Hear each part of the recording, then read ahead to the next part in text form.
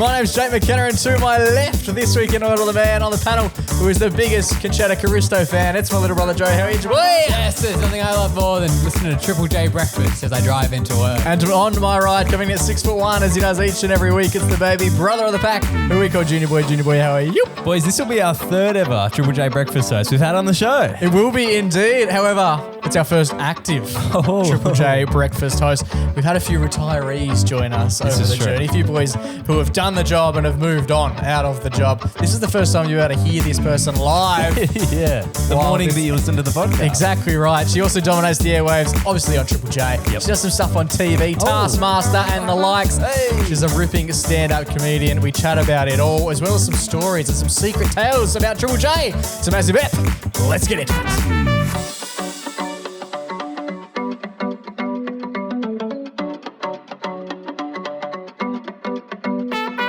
Boys. Flamingos. How are we all? Are we all well? We're bloody stoked to be here, Jake, joined by some Triple J royalty today. We are indeed. We've had some fantastic Triple J alumni join us over the journey. I know, right? You may have seen this young lady on Question Everything. She's been on Guy Montgomery's Guy Mont Spelling Bee. One of my favourites, Taskmaster. Of course. Yes, And if you don't know her from any of those things, you would have at least heard her on Triple J doing breakfast alongside Luka. It is, of course, Concetta Caristo. How are you, Concetta? Hi, guys. I'm so good. It's so nice to talk to you. Fantastic to have you here. Joining us from Sydney as well. Woohoo! The big city. Sydney represent. Yes. I mentioned off the top, you're doing breakfast radio. You've been doing that for a few years now. Your day's probably been going a lot longer than ours. It would be rude of us not to ask. I feel like it's a generic question you ask your breakfast radio host. What time did you get up this morning?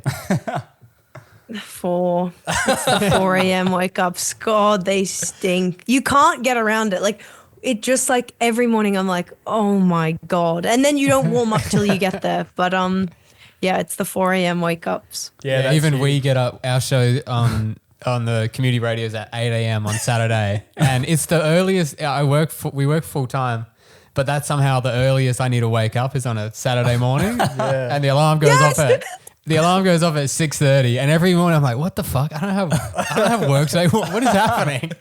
Yeah. Absolutely. That's my sleep-in day. So yeah, for you like to then clock in on the Saturday, it would still like fuck you up a little bit, you know? Absolutely. What I love most, and you've kind of already touched on it already, what I love most about tuning into you and Luke every single morning is the high energy that you bring to every single show. I wanted to ask how you force yourself to bring such high energy when you're feeling a little bit tired or gloomy on a grim morning in Sydney.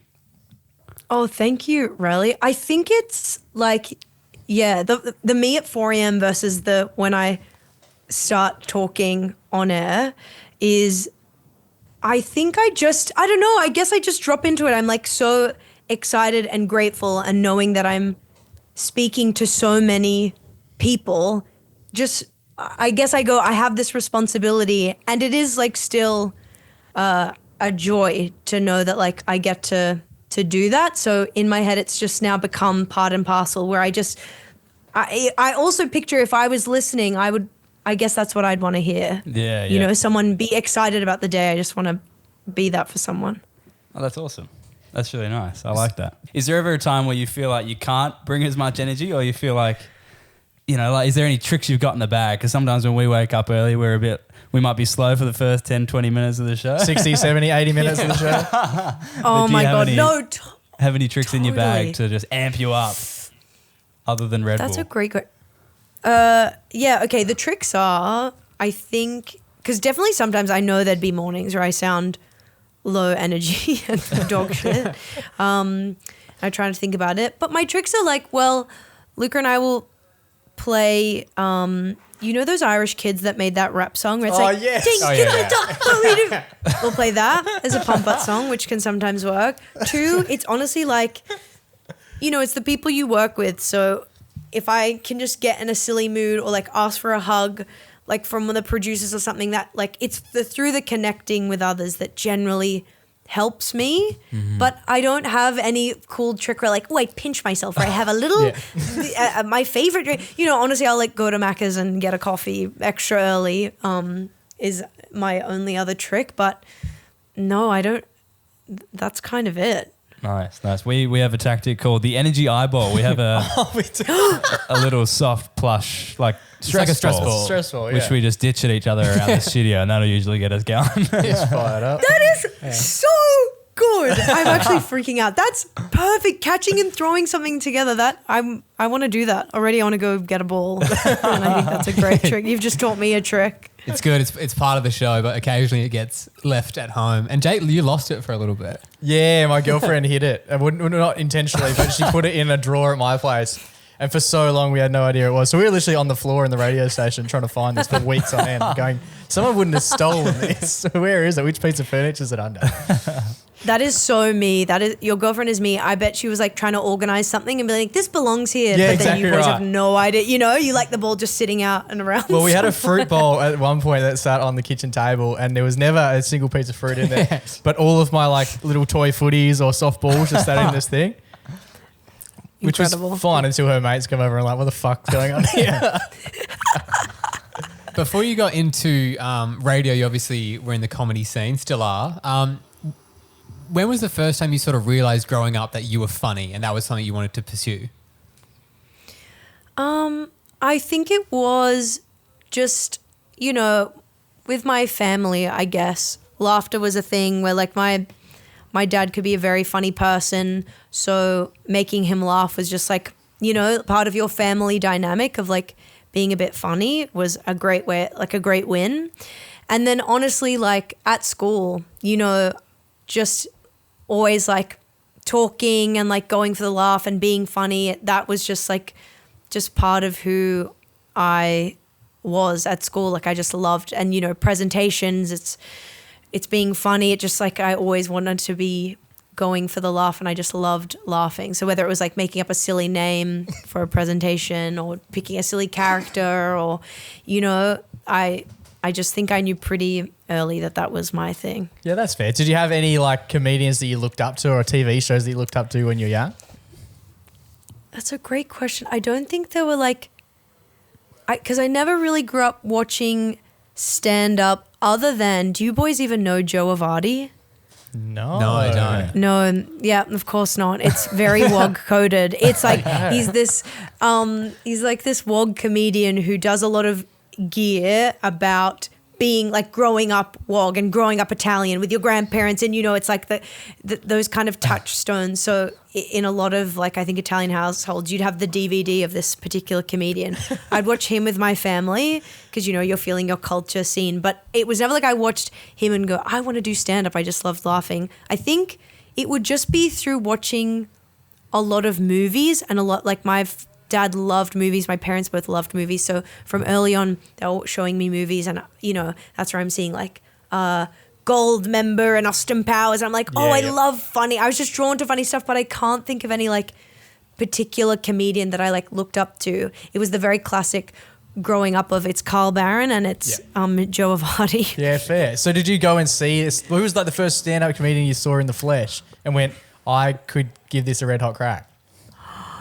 Whoa. Imagine if you went no one. I only get up there and do it myself. I hate everyone else. I didn't realize other people were doing this. Well, you know, that's so interesting. I'm trying to think my first ever stand-up show, because the truth is like, because I didn't really, like, I guess I came very late to stand-up. Like, I think about this. I think about my partner, Ben, my boyfriend. He like grew up listening to stand-up comedy albums. His older brother showed him stand-up comedy albums. He grew up listening to like in his bed, like stand-up comedy. And that was his dream, right? It was very, very clear. And for me, I didn't have that affinity to stand up straight away. It was just this idea of being funny and seeing it through movies and TV and just being naturally that. And then I started comedy kind of just through, I don't know, like trying improv and stuff. And I came to stand up very late. It was through doing like comedy reviews and doing improv. And then eventually I realized in this country, like an avenue to just make comedy happen was the idea of stand-up, which I think really terrified me. And I didn't start doing that till I was like in my 20s, if that makes sense. So when I think of stand-up that I watched, the earliest things I can think of that I was like, wow, this is so cool, would be like Amy Schumer or Aziz Ansari. Like, I didn't really watch a lot of stand-up comedy specials, but maybe a couple of those I was like, oh, this is sick. Does that mean, cool. I just feel like I went blindly into stand-up through the people around me who started doing it versus being like, this is my dream stand-up. I want to be like you. That's and cool. how did your first couple of shows go? What kind of material were you doing? How was the reaction? Were there any hard truths you learned? Oh, I was heavy on the pussy material, is what I'd like to say. So's for Riley. sure. So I mean, I do a fair bit of that stuff. it's good gear. Me and Joe, actually, we've both written like a type 5, which we performed Twice. twice. We did it once and went really well. And then we did a podcast episode with Luke Heggie. You know Luke Heggie? Yeah. Yeah. And then he, like after the show, he was doing a show that night and he asked if we wanted to like Come along. do it as well. Do the set. Yeah, it didn't go out as well the second time. and we haven't returned. So did you have any like grim first shows where you were like, oh, maybe I'm not very good at this, but you returned to the scene? God, yeah. I mean, that is stand-up in a nutshell of you at some point like have to bomb and eat shit. But it's that bug that you'll get of being like, but there's something here or I want to try again. And also it's just knowing that like you don't just start it and be perfect at it. It like takes time to really like feel comfortable, know what you want to say, understand the timing of like and the wording of things. I'm pretty sure I remember my first gig. It was at a bar called Two Wolves. And I remember it was like a sign up kind of stand up night of like an open mic, and it was like a long list, and when you're new you're right at the bottom, so you're kind of like waiting for everyone else. And I think I did it with a few friends, and we knew each other from doing like sketch comedy university reviews, and I had other friends who'd like started stand up a bit like sooner than me, and they were like, come on, let's try it. And I just think I went up there and, you know, as someone who grew up loving public speaking a bit, you know, I had a bit of that confidence of speaking in front of a crowd, but definitely that like nerves of like, what the fuck am I doing and what am I saying? And I think I would have gotten some titters of laughs because, you know, there's not many people in the audience at like 10 p.m. at an open mic at some fucking grungy bar, but enough to be like, oh, I didn't go completely fucking terrible, bad. You know, there must have been something in there. I was like, wow, like that exhilaration of being like, there's something here. And then I think what I felt like could have been a bomb was, surely you've heard of Raw Comedy. That's the open mic comedy competition all around the country to try and find new amateur comedians and you can like win. Have you guys done it? Well, that's what you did, isn't it? Accidentally. The boys just, one moment they weren't doing it, the next moment they're up there. And like Luke was... And that was the one that went well, right? No, that was the one that didn't go well. That went bad. But that was the one that like Luke... That's why we didn't hear back about the competition side of it. But there was only like... The issue was, it felt like there was like 10 people in the room. Yeah, everyone, it was just there like, you know, Family. friends and family. Yeah, the crowd had an invested interest because they were brought along by one of the other competitors. Yeah, biased as hell. Fuck them. Jake was the only one we bought and he was dying. Yes, Jake. I heard this 2 weeks ago, but it's still good. Get off stage, you wanker. Well, I think you would know there's like the heats and stuff. I think I did a heat and it was at the Comedy Store, which is like one of our biggest, best venues in Sydney. And like you said, it's a very particular gigs where a lot of people have brought family, friends, workplace to like laugh at that. Yeah. It's like a very interesting kind of crowd. There's 3 judges. And again, I have really blue material. I'm talking about my pussy, you know, all this kind of stuff. And I think I got some laughs, but I think it was just like a whole lot for 5 minutes. And I remember feeling so like I didn't get through. And I remember feeling so mortified and like being like, oh, am I supposed to do this or whatever? But then, I don't know, you just kind of dig deep and keep going. Yeah. if you want. You know, not everyone does that. Some people never do it again. That's And cool. I hope you boys try it again. Where are you at with it? Yeah, we got to keep going. Build the foundation of confidence back up and get back out there. Yeah, totally. It's definitely that. I would do gigs and then I would just be like, I can't handle this. Yeah. You need to have some level of like feeling like you're ready to do it. Yeah, when we were doing our prep for the first Type 5, we messaged a guy who won a local competition that we were at. Yeah. We messaged him and we were like, oh, we've been writing our material for like the past like month or two. We really liked it at the start, but now we kind of hate it because we've like heard it so much. And he's like, yeah, man, that sucks. You just got to go out there and do it. Yeah, you'll find out pretty soon. Yeah. Totally. I think I actually I read somewhere that that event that you just were talking about was your partner in the judging panel. Yes. So he must have liked the material enough to. Yeah. That was also part of the reason I was mortified because I think I had this tiny crush on him. He's a really quiet person, Ben, outside of stand-up, and people kind of find that really hard to believe when they're like, how can stand-ups be shy people? But I think it's understanding that for some people stand-up is like this own, like it's telling jokes. It's a very controlled form of performance versus like being an extrovert. You know what I mean? And so he was just around the scene of when you start doing open mics, and there was just something about him where I thought he was pretty cute. And so then, but nothing was really happening because he gave me no signals that he was interested. And then, to do stand up in front of a guy you kind of think is cute and you don't make it through, I absolutely am spiraling. But, you know, I think definitely he like saw a germ of like funniness in there, and you just learn that like you have to fail in front of people, right? Like you'll fail in front of your friends, in front of other comedians, and you just have to like brush yourself off and keep going. So I guess I just kept doing that, kept seeing him at gigs, and I was irresistible. And so, had you met him before that, or was his first introduction to you literally, as he said, like all that blue comedy? No, we definitely met a few times before, just on the circuit of like trialing. You know how you try and do a few gigs if you want to before the like amateur competition. You know what I mean? Because like raw comedy, it can be for people who are doing it for the first time ever that night, or it can be for people who like have want to warm up a little bit and try other open mics so it's less scary. And I had just been doing that a little bit, saw him around. I think, you know, at some party after, he was like, oh my God, I'm actually judging your heat. And I was like, oh boy. But so I'd seen him a few times. That's cool. With a strong background in improv and stand-up comedy, it's no wonder that you fit the radio format so well.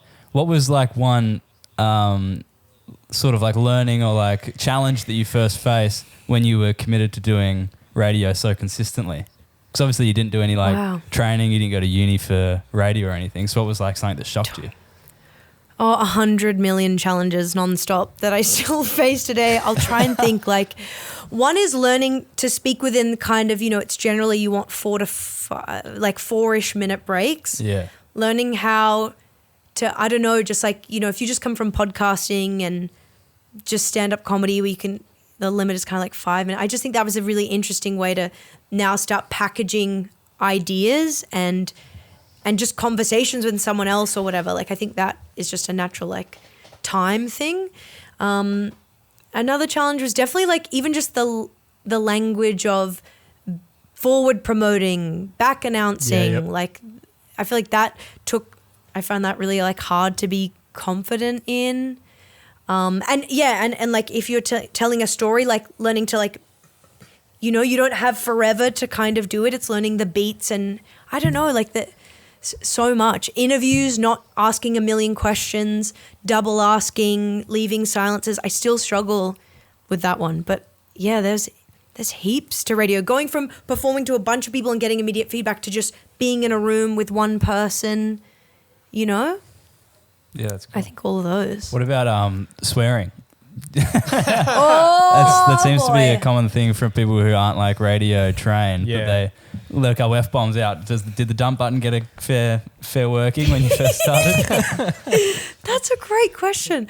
I probably let 1 or 2 slip potentially in the early days, but I think I learnt to just keep it in. And what's so funny to me is then when people see me on other things, what people don't realize is I swear heaps. I mean, you'll know listening to this. Swearing's one of my greatest joys in life. And from being trained on air to not swear, people are like, wait, what is going on with Concetta? So yeah, definitely the not swearing takes a little bit of like focus. But now I've overdone it where I will check. I'm like, are we allowed to say bitch or balls to my producer? And they're like, Concetta, Jesus, grow up. Yes, you can say, you know, I will be like, can I say sex? And they're like, yes, say you know, I still don't know what I'm allowed to say, not say. I know I can't say fuck. Did that feel good to get that out? Yes. It's funny listening to Triple J sometimes. It's funny that you say that there's like rules like this because some songs will have some serious profanity. Yeah. And then it comes back and you've got to talk pretty PG.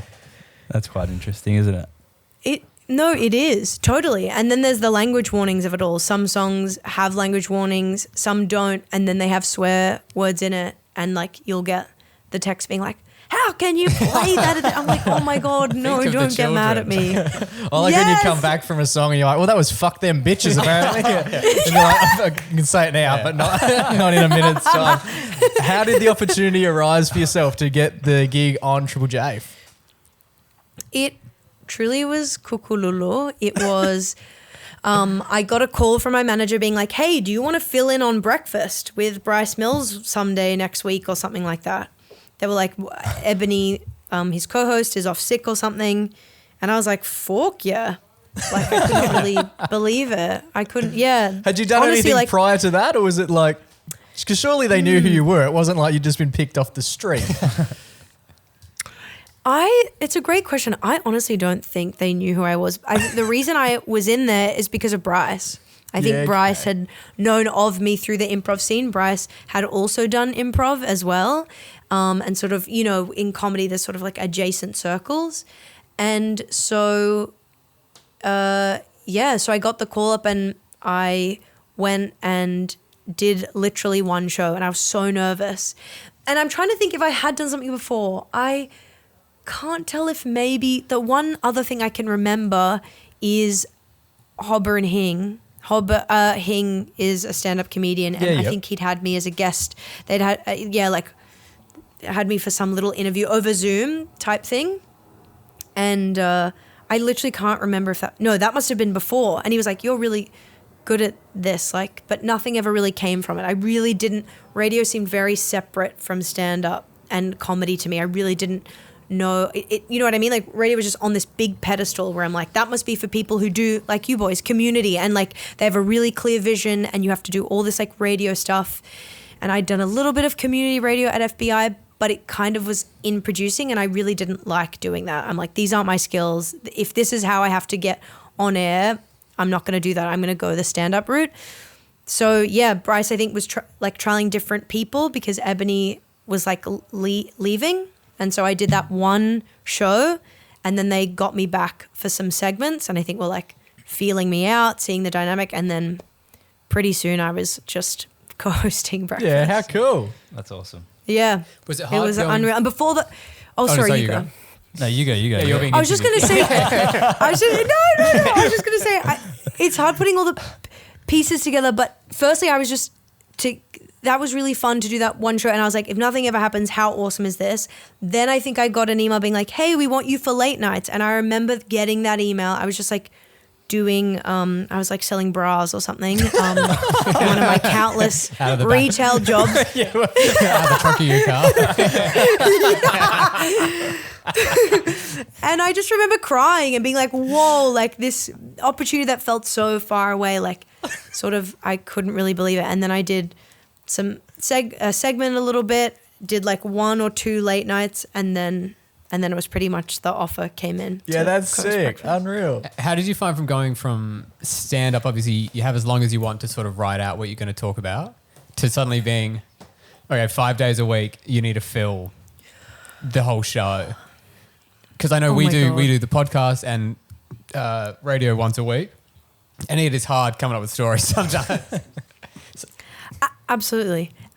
And you would know, that you have to mine your life. You have to like switch into this gear of, is this something? Is this content? Like, you know, and so I guess it was getting used to that and learning that in radio you can't be precious with your ideas and you have to keep throwing things out and see what sticks.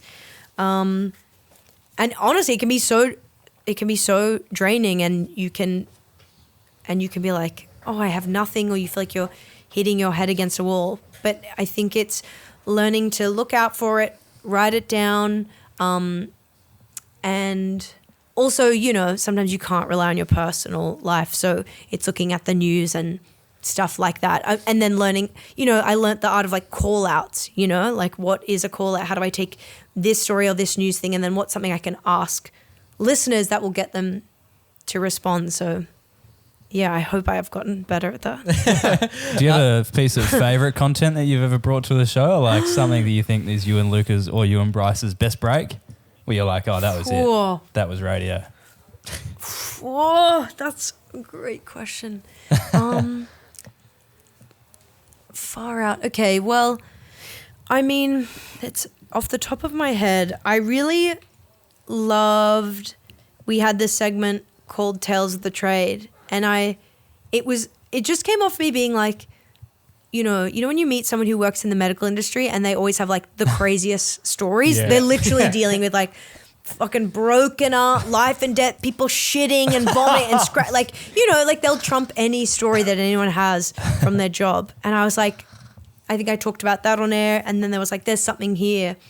Why don't we just hear, who doesn't want to just hear stories from people's different jobs and like get a window into them?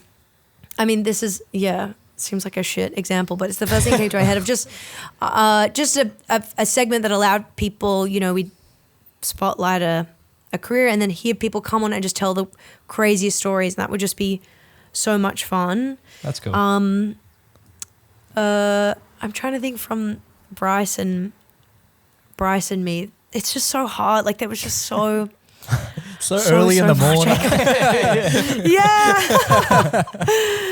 What about like, it's obviously quite a passionate fan base, and you have access to the text line, for example, and that's pretty unfiltered. What sort of stuff do you get on the regular, and what's some of the worst stuff that you've had run over your eyes at 6:30 in the morning? I mean, something that the text line loves to do is they love to diagnose you, and I'm pretty sure if I like tell a story of forgetting something, or you know, I can be quite chaotic and scatterbrained, they'll be like, well, Concetta has ADHD, that's ADHD brain girly, like. And you know what's kind of funny, boys, is I'm actually like looking into it if I have to. But for those first 2 years I was like, what the hell, they're so confidently like diagnosing you. Go see your doctor and you're like, what gives you this reason for being here? You're like, well, the text line seems to indicate that I get the nation. Well, everyone in the country's been texting me about this. I was gonna say, like, if it is confirmed, I will go on air and be like, you guys, you are right. I will give them that credit. One Dexy to everyone who thought that I was ADHD. You get a Dexy. Meet me here. Yeah, you get a Dexy. I sell Dexies out of the back of my car and after the bras. The hardest part is when you fill in for like when I stepped in the shoes of Ebony, like that's a really hard thing because it's change and listeners don't like change, and I think that was where you get a lot of like bring back Ebony or like shut up, or like especially being such a different energy. I reckon that was probably the roughest part, and Bryce always told me like, just don't look at the text line. That is just what happens in radio. It happened when we, you know, it's just part of the brutal change of things, and eventually the people who bolt on stay, and then everyone else will like fall away. And sometimes people will say it and then they'll get to know you and they'll be the people who love you the most. Like, it can be so fickle like that. But yeah, I think that the one that would just get to me is people being like, oh, shut up, she laughs too much. Or I'm like, who can hate someone laughing? Like, all I want to do is laugh in my life, and I want other people to laugh. And that one would kind of bug me. But again, you just learn like you can't please everyone. So you just learn to sort of, you know, brush it off. Yeah, absolutely. If the biggest complaint is that you're having too good a time, I feel like things aren't going that badly. It's funny that you touched on that, because we've had Liam Stapleton on the show probably this time last year, and he talked about how when they started, it was all just bring back Matt and Alex. And we had Matt O'Kine on a couple of years ago now, and he said a similar thing. Yeah, and even Will Anderson speaks about the same. Basically, anyone who's on Triple J gets, hey, why the fuck are you here? What happened to the other guy? Yes! As though like you shot them in the car park on the way in. Like, it's not how they wanted to leave. Like, absolutely, totally. It's ready. That's what's crazy is you learn that it's cyclical. You know, like you're just saying, all these past people have kind of a similar experience, and I guess you just go, that's radio. And we love Will Anderson, but if he was still doing Triple J, I don't think the audience would be super stoked with that. Exactly. They don't know what they want. No, exactly right. Working at Triple J, you get the chance to interview some amazing people. The likes of Margot Robbie, Zendaya, Jamie Lee Curtis recently. Yeah, Billie Eilish, and my favourite, Olivia Rodrigo. Who's been the nicest or most memorable person that you've got to interview over your time at Triple J? Okay, obsessed that Riley loves Olivia Rodrigo, O-Rod fan. So cool. How was she? She was so beautiful and like so sweet, you know, like just a very sweet, generous, you know, when people have like an energy, she was very like giving in her sweet kind of like inviting energy, which makes you feel like comfortable when you're meeting a total superstar. And yeah, she was very lovely. And who else was really, luckily most of these people are cool. Whereas like Billie Eilish was very lovely, but just, I don't know, like really cool in a different way to Olivia, you know what I mean? Like a bit more like a different kind of energy. And then who else? I would say the Lindsay Lohan and Jamie, just because that was the most recent. Lindsay was quite like reserved, again, really sweet, but the more quiet, and Jamie was the more like talkative one in the interview. And she can be like, what's the word? Like throw a curveball or something like that. Like, so when she like at the end of the interview put me on her lap, I sort of wasn't expecting that. You know what I mean? I really, you know, like she just has that energy of like, I couldn't really believe it. But everyone so far has been truly, like people always want to know if anyone sucked, and there hasn't been anyone truly yet. That's cool. How does it work with because I think with the Olivia Rodrigo one, I think I watched like everyone's interview of that. So I saw like your one, like I think Fifi and Fev, Fifi and Fev, and then like Tim and Ricky did one. Yeah, Tim and Ricky Lee from Nova, and then I was like, hey, do you guys like high five on the way in and out? Like how quickly are these turnarounds with these interview people? And then like what do you guys talk about? Or does Olivia Rodrigo and people just like sit there quietly as they wait for the next person to come in? What's like the behind the scenes of it all? Great question.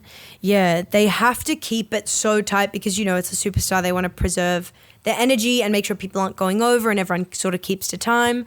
You're kind of kept a bit, I guess the word is separate. Like I'm just sitting with my little team waiting for our time. And I think I remember seeing Ricky Lee and Tim, but I was too shy to sort of say hello. So you're just kind of in passing. But I reckon, you know, they're probably friends with like your Smallsy and your other people. And maybe if you know each other, you're making more of an effort and time to like see each other. But I reckon, honestly, yes, it's Olivia sitting like waiting, and they try and keep people just sort of coming through. So they just blast through all the publicity. Wow. How long does it go for? Yeah, like, that's do you know how a long great they're question. sitting there? And then how you only get like 5 minutes with them, and it seems pretty strict. Yes. It always seems like you're looking off camera to someone who's saying, "All right, wrap it up, buddy." It is. Oh my God, that is the secret of the junket. It is so strict because everyone around you is tense because they're trying to do their job of keep to time. They're signaling you 1 minute. They'll be like 1 minute. They'll cut in no matter where you are. They will try and, you know, but they just have to be really on it with time, and your job is to kind of drown that out and like lock in for that small time and like, you know, connect with that artist. I mean, again, in the Jamie Lee one, just because it happened recently, maybe they'll even tell you, oh, you've got 7 minutes, you've got 8 minutes, but if they're running late, your time can be cut to 5 minutes. I was in the middle of asking a question and they just cut in and were like, nah, sorry. And I remember being like, oh, well, that's it. Like, what can you do? Like, you can't be, you need time to wrap up? Yeah, essentially. But it was kind of like, well, that's it. Thank you. And you know, what are you gonna do? They know, like the celebrities know junkets, how they kind of work, and then that's when like the photo part happens. Yeah. But yeah, it's pretty like in and out, like a moving machine, and you just have to wait, get in there, make your time while everyone else is being like quick, and then move on and just hope there's a good moment and hope that, you know, you bring something unique. I think that's the part for junkets of, you're like, what's a question I can ask? Because you need to keep it to all the very same topic, whether it's the movie or it's an album or it's a tour. And it's the art is like thinking of questions that, you know, are unique versus being like, what do you think of Australia? You don't want to say a question that every single person has said. Yeah, that's fair. You've done a fair bit over the, like, just even within the last 3 years that you've been doing radio and then a lot of TV stuff as well. You've met some fantastic people. Has there been a specific like pinch me moment where you're looking around and going, wow, never thought that this would be taking place? Wow. That's a great question. I mean, surely Taskmaster is a show, and that happens straight into getting breakfast. So it's like That's my a life whirlwind. changed once, and wow. that is it was unreal. I remember just sobbing. I remember falling to the floor. Sorry to be dramatic, but that's kind of my thing. And I got the call in ABC at Triple J and just falling to the floor. Like I couldn't believe it. Because you boys would know, it's like the greatest show for comedians in the world. Yeah. And I think that was every day. Like as I filmed it, I just could not believe that I got to do that. And I just wanted to have the best time. And yeah, I think also one of my favorite comedians in the country, in the world, is Ann Edmonds. Yep. And anytime I get to do something with her, and literally like she's now the host of Talking About Your Gen, the reboot of that old show, and getting to do that, and she's a host, like I get really emotional. Like that's where I go, I can't believe I get to work with someone who I just think like is a pioneer of comedy and someone I really look up to. That's something that never gets old, and I feel very lucky. Anne seems to get mentioned a lot. I listen to a lot of podcasts and a lot of stuff like Will Anderson in particular. And Anne's impact on like the next generation of comedians and in particular like female comedians is huge. She often talks about my man Sam Campbell quite a bit as well. She seems to really like Sammy. Yeah. How was your season of Taskmaster? There was some great people on there. How did you find you fit into it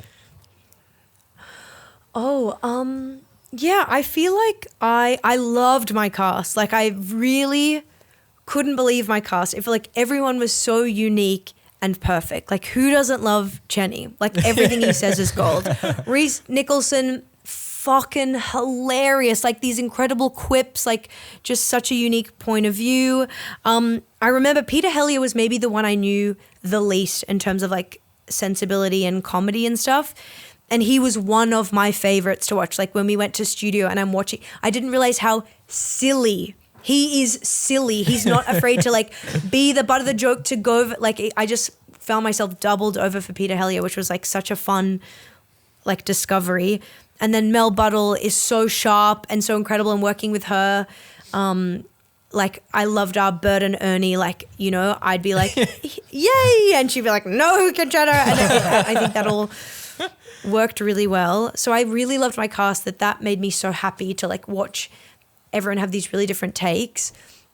I think I fit in great. I was so lucky because I was friends with Tom Cashman, and I felt so excited to see him every day, to like just try and make my one friend laugh. And I'm also so happy to be there that I just was in hysterics and trying lots of different things. So I felt like I had a great time doing, I left everything out there. I did my best. I remember thinking like, God, should I have cared about winning more? Because honestly, every day I just wanted to be silly and funny. And so I tried to win in the studio, but honestly for all the tasks, I was just like trying to have fun, and I wasn't really thinking about winning. I don't think anyone thinks about winning. It's not like Australian Idol where you can list off like the first few winners. Like as long as you made people laugh, that's sort of the key. Totally. I honestly think some people really care about winning, and Taskmaster is set up for competition and for people who want to win. But obviously these people are either naturally funny or you're going for the laugh. But It would be funny if someone Yeah. won, but everyone who watched it hates them. Just no laughs. They weren't just got it done. Meticulous about how they did the tasks. How did you Totally. find, was it a bit of a whirlwind in the sense that like you were immediately on radio and then told you're on TV? Was there any amount of like, if it was me, for example, there'd be so much imposter syndrome. Like, am I in a dream? Do you know what I mean? Like all of this is happening within the space of a couple of months. How did you cope with all of that? Oh my God. I absolutely had imposter syndrome. Like, especially if you've got a text sign telling you to shut the fuck up, stop talking, stop laughing. Like, you don't know what you're doing, and you're literally learning how to do something in front of the whole country. Like that, I think I felt very vulnerable. And the way I coped is honestly like my partner, my boyfriend, like Ben, who I've already just talked about, like having someone who knows who you are and you feel seen and comfortable with, and because he's also a comedian, it like feels even more connected. That he would just, be my rock and someone who I could talk to. And then obviously it's like the team around you being like, no, you've got this, learning to just keep going, like advice like from Bryce, so being like, just don't read into it. Like I think it's just, I absolutely had it, but what else can you do? You've just got to show up every day and yeah, you just somehow do it anyway. And I can still absolutely feel it. And it's just learning to, I don't know, just take the wins, I think that I'm trying to do that. Yeah, absolutely. That's cool. When you're on Taskmaster, obviously, with Aaron Chen and stuff, I hear a lot of people talking about how that's just how he is all the time. Is that true? And do you think you could break him? Or like, did you have a normal chat with him where you were like, oh, this is a weird side of Aaron Chen I'm not used to? Aaron is like, absolutely can have normal chats. He is actually like so sweet and normal. It's still his essence is who he is as a comedian, is still who he is like off stage. I think he just has that natural comedic timing, and it's just a bit amped up when you're performing or whatever. But no, he was so sweet. And when you get an Aaron Chen laugh, that feels like joy. That feels joyous. That feels so amazing. Oh, very cool. How did you find doing a show like that is going to be edited compared to doing like live radio and stand-up? Were you just sort of shooting from the hip a bit more? Well, I think I remember being like, that's really scary to be like your whole stuff is just left in the hands of someone else. I remember being like, what is going to happen in the edit? Again, I remember thinking like all my funny stuff was me, like a lot of funny stuff came from me and Cashman riffing and, not necessarily direct like task-based things. And I remembered thinking like, oh, I've blown it. Like none of that will make it. Like what have I done? And two things. One is I remember I was speaking to Guy Montgomery and his advice is like that, like this show particularly, it's all in the edit, but the edit is built to make you look good. Like, when you were joking before being like, imagine there's a winner and everyone hates him. Like it's actually impossible in this show.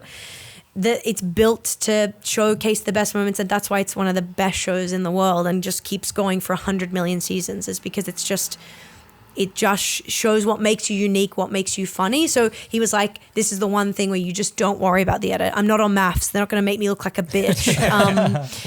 And so that was an interesting thing of being like, okay, so I can listen to someone who I really respect and has done it, of being like, just trust. This is where editing is the star of the show. And two, then when I watched, and I think it's proof there, is that when the show came out, they kept in a lot of my stuff with Cashman, and a lot of the feedback I got from all the fans was like, that was the stuff that they loved the most. So again, if that doesn't show like they know what they're sort of, they didn't just put that all on the cutting room floor. They were like, oh, that shows this dynamic and that's important and that's in the show. I go, oh, awesome. Like that's really, I was so shocked by that because I didn't know what the edit would be. And then the edit included all that stuff that is my favorite moments of the show. I think it was good because I've watched all the seasons and like, especially the Australian ones, and no one really has as much of a crack at Tom as what you did. And you could tell there was this friendship and like a mutual respect, especially watching there. You're like, no one normally goes Tom like that. Like they must be close. Do you know what I mean? Or she hates him.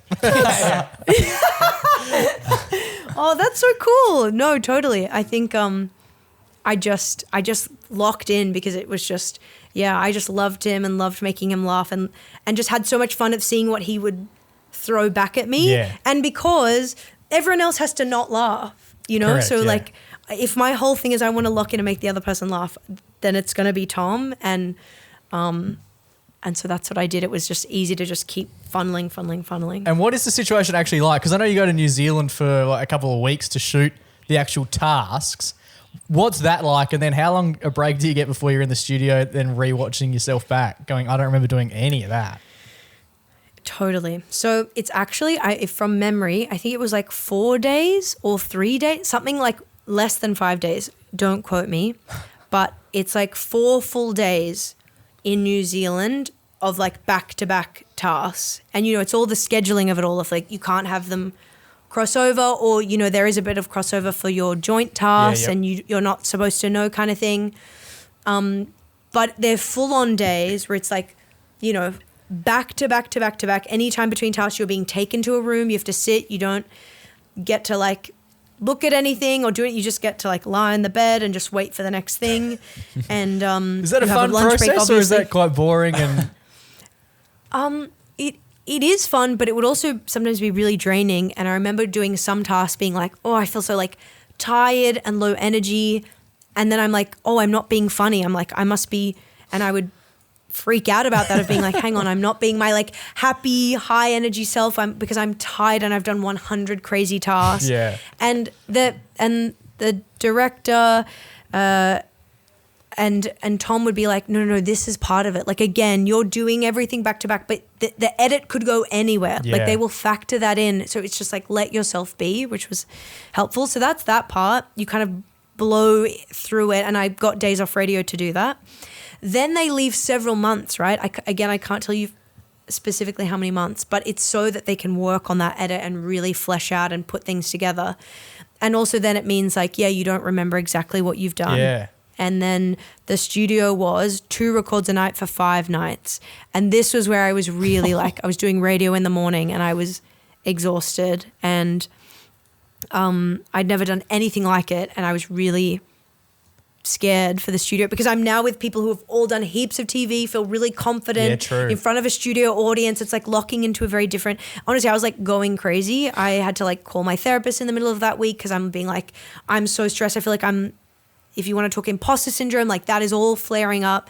And it was learning like you're on no sleep. So your brain is not firing like as well as it can and it sees more things as a threat and just kind of being like, but just also let go and just do your best. And, there's a lot of like self-talk stuff in there. But so maybe we're just mad at Tom Cashman. Yes. Yeah. That is actually part of it. But also the studio is like not as big of a thing. It's about your task, right? Yeah, exactly. So in the end, it all comes out in the wash and it was fine. But they're like kind of long nights. But I think you can see in the edits, I look half asleep for some of it. Oh, that's awesome. That's cool to hear about. It would be remiss of us not to talk about the best day on the Australian calendar year, Hottest 100. My birthday. Oh, okay, yeah. I heard Ash McGregor talk about this recently. Apparently there's a Hottest 100 bunker. Could you talk us through what the bunker is? Okay, well, it's not literally underground. It is just a room in the ABC. And I think it's, again, I actually don't know heaps, but all I know is it's people in the team, like in the Wider Triple J team whose whole job is to count votes. I think they do the like checking that people aren't double voting and stuff like that. I think of it as like, when you vote in Australia for like a politics and there's like actual people like counting the ballots and checking everything. I think it's essentially like that, but you vote online. And I've never been inside, but I walk past it and they're like, it's crazy. Like they're doing the job that results in what we do on air. Like they're the ones that actually, it's what they do is very, very important of like literally looking at every single vote and doing all the tallies. I can't even imagine it. Yeah. And there's like betting markets and stuff for this as well. So, I mean, it's a huge responsibility to be in that room and to not tell anyone about anything. Is there any other cool behind the scenes stuff that happens on Triple J Hottest 100 Day that us as listeners every single year wouldn't know about? Well, I mean, every time I did the project, they were for sure thinking I knew exactly who had won and what was happening. And every time I'd be like, no, they show us just before we go on so that there isn't that kind of like possibility to leak. And that is true of like, you know, they kind of just before you go on, they're showing you the list. Just enough You time know, to it's put not a like I sports have bet it. on. Yeah. Can I be honest with you boys? I've never looked it up. I've never seen it. I actually didn't realize that people are fully betting on the number one. I've literally never looked at it. Oh, wow. Jake's won a bit of money on Billie Eilish a couple of years ago. Yeah, I did actually. Really? I didn't have a hot No tip or anything. way. I just backed myself in. Happy to hear it. That's cool. What else is behind the scenes for the Hottest 100? I don't know. It's just it actually can be a quite calm day once you're like in it. The text line is bonkers. I like the text line, like you don't see it, like glitches because there's so many texts.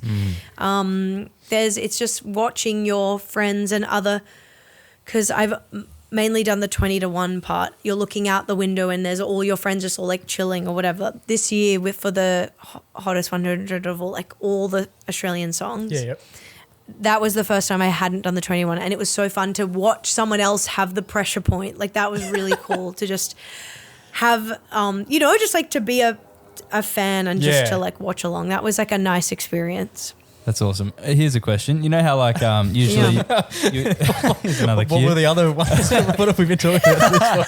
Oh, it's a bit different from you, Riley. You've mainly been saying statements. What? So you know how you usually get like the winner or like someone who comes in, fifth on the phone. You want to talk to them. How does that work? Like with revealing whether or not they're the first. So say if you had like when you had like Ocean Alley and Spacey Jane as 1 and 2, like, and they come into the studio for the chat live on air, or even when the Wiggles won and they were in the studio, like surely you're pretty aware when Jeff the Wiggles walking past, you're like, they're gonna win. That's so interesting because I didn't do the Wiggles one, so I literally like don't know. But I think about the one that I did, and this is maybe different because it was on Zoom. But I reckon, if they're coming in, and I think they ideally like want the artist to come in. Yeah. And the only reason they can't is if they're like overseas or whatever. You would probably know something is, it's giving like when you're at the Oscars and you're like near the front. It's like you probably think you're in the ballpark of like going up somewhere. But I remember for me like presenting Dom Dollar the year he got like 4th and 3rd or something.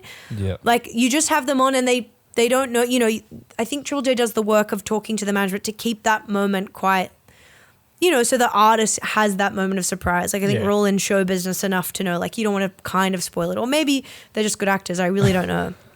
But from when I'm interviewing Dom Dollar, like he has no idea that he's like gone back to back. So you get to, they're like in the ballpark, but they're hearing live on air like, whoa, like, oh my God, I'm 3rd.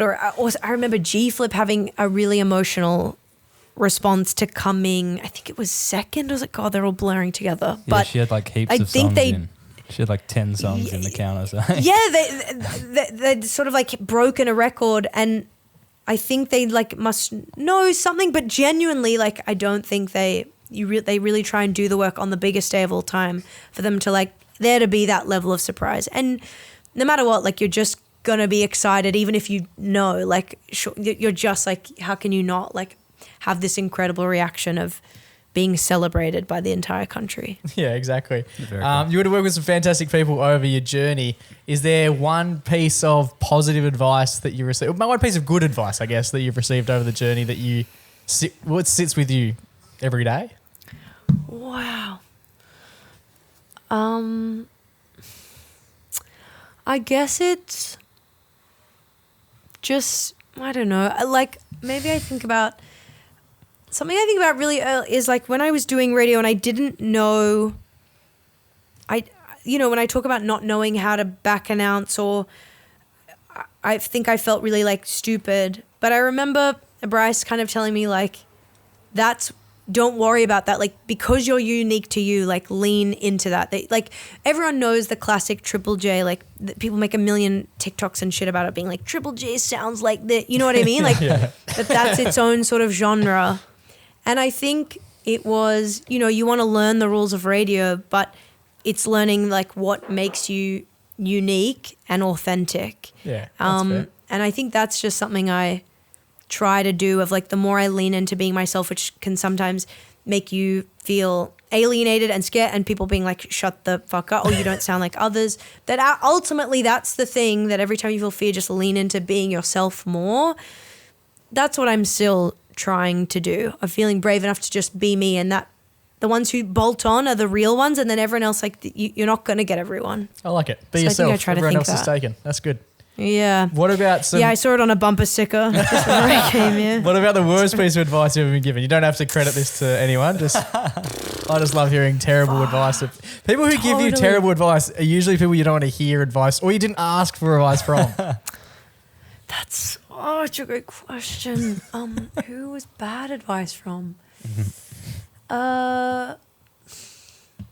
Nothing is coming. What? I'm just trying to think if there's anything radio specific. It can be life. It doesn't have to be radio specific. Oh yeah. What is bad advice I've gotten? Imagine I'm like, the bad advice I've gotten is be like everyone else. No, kind of flying in the face of mine.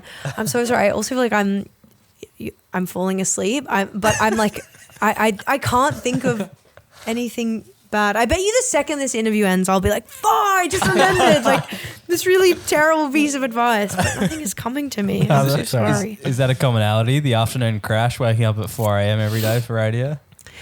Guys, it was, yes. But last night specifically, I couldn't sleep, and I'm watching Survivor, so I've only had like a few hours. And honestly, it's one of the nights, I haven't had these in a while, where I'm like tossing and turning. You know those nights where you wake up every hour? So I'm on my third coffee. Like I'm trying to be up, but this isn't a special bad sleep. So I hope I'm not being dog shit. I want it to be high energy for you. I'm trying. You've done great. You have. You have done a great job. When do you go to sleep if you're going to get up at 4 o'clock in the morning? This is bad. 3 o'clock in the morning. It really varies, but I think for the past 2.5 years, I've never had enough sleep. It can be ranging from 4 hours to 5 hours. My average is like 5 or 6 hours. Do you nap during the day, or is that just counterintuitive to trying to sleep? Yeah. Okay. No, that is counterintuitive. So I need to push through the whole day. Like I can't, once I nap, it wigs me out, and then I can't go to bed later. I really try and exhaust myself. And also, it's nice because sometimes it feels like having 2 days, like 2 days in one day, because I finish and it's still sunshine. Yeah, true. And so I like using that to do my other comedy stuff or just rest, or I've become addicted to the doing things off peak. I had a planning day recently, 9 to 5, and I hated it. I hated it. It was like, where's your day gone? Like, that's fucked. Like, how do people, like, you boys do it? I really, like, I've gotten so used to it, of finishing it, like, in the middle of the day, that I'll just try and, like, do other things and then try to go to bed. It's generally, like, between 9 and 10. Fair enough. That's pretty good. Yeah, you take that. You've obviously done so much. I've only got like 1 or 2 more questions. You've done so much in like the last 3 years. Where do you envision yourself being in 5 years? Wow. This is honestly something I'm thinking about now, of being like, girly, what's the plan? Like, what do you want to do? Do you look at other Triple J presenters who have gone on to like Liam, Ben and Liam at the moment, or Matt and Alex, who have done the same shift as you? Do you look at them for inspiration, or is it the complete opposite, or what? No. Well, there's all things that they've done that I really admire. Like, obviously, Matt, I love that he's like created TV series, that he's like a stand-up, that he still like does podcasting and stuff. And then Liam, like, I mean, he's so funny with his videos, and to me, he's like, you know, a radio doc. Like, he's an actual, like, the Dreamers radio. And, you know, Ben, Liam and Belle, I love them so much. They're people I've gotten advice from, and they've been so, so generous. I guess in my head, I'm like, there's no clear career or blueprint that I look to. But all I'd like to say is, for me in comedy, I always want to be doing different things. Like, I was never wanting to be one thing of just stand-up. I want to be doing improv, stand-up, acting. I want to be hosting. I hope in 5 years I'm touring and doing more live, because that's really special, getting to connect with people that way. And I also, I hope there's more radio in the future, who knows? But I'd also love to act and be hosting TV, though I think I'd like a really varied career. And I wonder if the 4AMs are still in my future in 5 years. I'm kind of hoping not. That's fair enough. No, that sounds fantastic. And I think when you do comedy, it does lend itself to just being quite as varied as you want to make it as well. Yeah, that's why I want to do it. I like doing different things and working with different people and firing off different parts of the brain.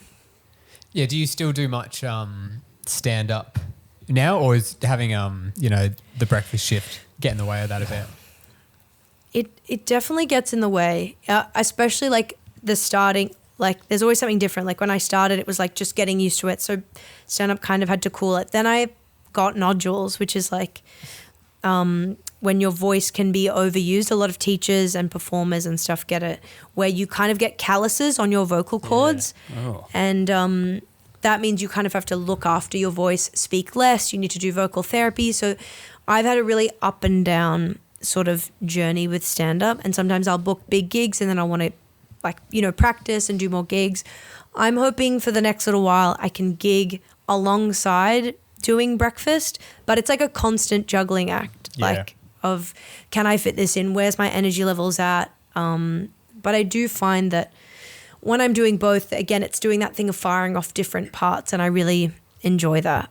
Yeah, fantastic. Bravo. Well, Concetta, thank you so much for joining us. We've had the best time chatting with you. We, as we do with every guest on the MacPack podcast, we award them with a MacPack cap. So this is our VIP cap, and all of them get embroidered with a specific number based on where the person who we're talking to appears on said podcast. And so you're coming in as number 34. So we'll be sure to get that one out for you. You'll be joining the likes of some big wigs. Ben Lee was our last one, right? Yeah. Ben Lee was our last one, yeah. Hoppo from Bondo Rescue, Matt O'Kine, Liam Stapleton, Tim Blackwell. The list will go on. Couple of AFL players. Yeah. But you're joining that sort of alumni. So That thank you is very much. such a sick lineup. I'm honestly so honored, and truly, like, I'm so excited for your future. I think I'm really excited by you guys, and I hope we stay in touch. And I love your passion for what you do, and I'm so glad thanks for listening to me. And I hope I get to talk to you again when I'm less tired. Yeah, we'll come over to Sydney and we'll have to link up. Yeah, absolutely. Absolutely. Hell yeah. Thank you so much. We really appreciate your time. That was an unreal chat. Thanks, boys. Talk soon. Sounds good. What an absolute legend. That was a good chat, boys. Yeah, she lives up to the hype of like a breakfast persona. She's Yeah. genuinely just like a really genuine person. It doesn't surprise me at all. Like, some of the opportunities that she has had and since dominated since receiving them, like having that chat with her, she just meets you at a level that you can't dispute. Yeah, it's funny because whenever there are people who like, obviously most people, their stage sort of presence is like the upped version of themselves. Yeah. Yeah. Or with someone like that, like her on breakfast, is like so nice and stuff.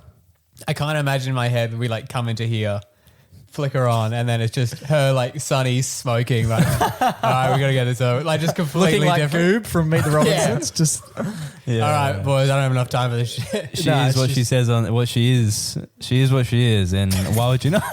But you're gonna You are. say she is what she says on the tin. I was. Yeah, she's not. She's Doesn't not on really. any tins. No, she's an absolute legend. Very genuine as well. Incredibly nice. Very incredibly nice person. Yeah, my favorite thing to hear about was the press junket stuff and the hottest 100. Just the behind the scenes of it all. Riley loves the showbiz. Yeah, I was right. amazed about Taskmaster because when you watch the show, it doesn't feel like they've done all that in 4 days. No, It seems like it's weeks of them even just setting up some of the tasks. some of the stuff I've heard a few people say that they do so many more tasks than you see, which must be so more. It's like it looks exhausting enough from what you see, but apparently some of the shit that you do, you're like, I did really well in that task, and then you're sitting Not there on in the there. studio, and they never show it, and you're like, oh fuck, What are they going to show? Because I thought that was the thing that, I dominated in that That task. was going to win me the whole damn season. Yeah, but nah, she was fantastic. Really cool to have a chat to her. She's done some fantastic stuff on the panels as well, like panel shows. Yeah. Which we didn't get into too much detail. She's not the hot seat. Oh no, not. Hot seat, well, with Eddie Maguire. Yeah. She would be good She's on done that. question everything. She actually What's hilariously the other one? Cheap seat. cheap seats. Yeah, She yeah. does stuff with Charlie Pickering as well. Yeah. She was actually sat. I had a look last night in an episode of Question Everything with Will Anderson. She was sat next to Luke Heggie. Oh, That was the first episode. Was it? Well, not ever. Was it? I think it was. I was looking it up last night also on Wikipedia. next What are time. the chances? Next time they see each other, they could be They'll be wearing wearing the the same hat. Oh, imagine that. Where'd you get that from? She was stoked about the hat as well. She did really like the hat. I wasn't sure if she'd like the hat. About, yeah. Yeah. Yeah. It's a cool hat. I mean, how could you not like it? It is one of the great hats. The people who wear the hats love the hats. It's a one of one. Matt O'Kine has been sighted wearing the hat in public. Yeah, doing Yeah. his dabbled dog. Yeah. Yes, the ledge. I even saw that, liked it, and then I didn't realize he was wearing Our hat. the hat until it was sent. See, it's not like a funny hat. It's not a weird. It's just It's not a costume. Like it's it's, a cool just a hat. cool hat. It's a black dad cap with sick writing on it in our cool font with a number on the side. What more could you want? What more could you want? It is what it says on the tin. It's a MacPack cap. Kate always wears his to the gym and stuff. Like, like in the last. It's funny. I year, love that as well. I love that like someone like just our mates have some of the hats. Yeah. When we're chatting with Concetta, at no point did I think, oh yeah, and Kate gets wearing. He's got one as well. She's like, what the fuck is that? Cragsy. Have you met Cragsy? You should. One of Corpus Christi's arguably the best bloke who's ever walked out of that building. Yeah. I never heard of him. So yeah, But yeah, no, it was a good episode. fantastic. Pleasure chatting with Concetta. She's an absolute superstar. Hope you enjoyed listening to our conversation with her. Until we do this time next week. Lock it Stay in, Eddie. safe. Yeah. She wasn't on Millionaire. What Do you if know she who I was? would like to have on the pod? And I thought about this week, and I might as well mention it now. Eddie Maguire. His son Xander. Yeah. Oh, that's good, yeah. Or Eddie Maguire. Or both. When the footy season's over. Which it may Surely well he'll be. be- It may well actually already be Could be. over. Could be now. I haven't checked the date today. Boys, until we do this time next week, stay safe, stay blessed, and always remember to Go give your mum. it's jumping out, but not forever.